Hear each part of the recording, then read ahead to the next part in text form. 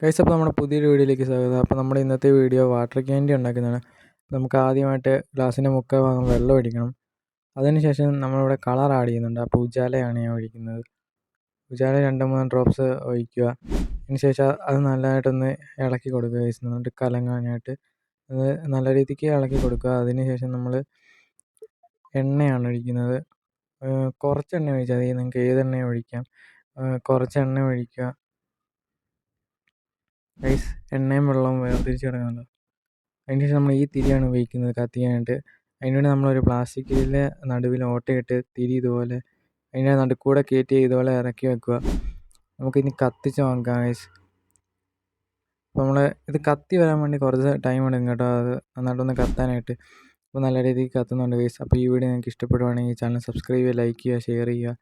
അപ്പോൾ ഇതുപോലത്തെ വീഡിയോസൊക്കെ ആയിട്ട് നമുക്ക് വീണ്ടും വരാം ഗൈസ്. അപ്പോൾ ബൈ.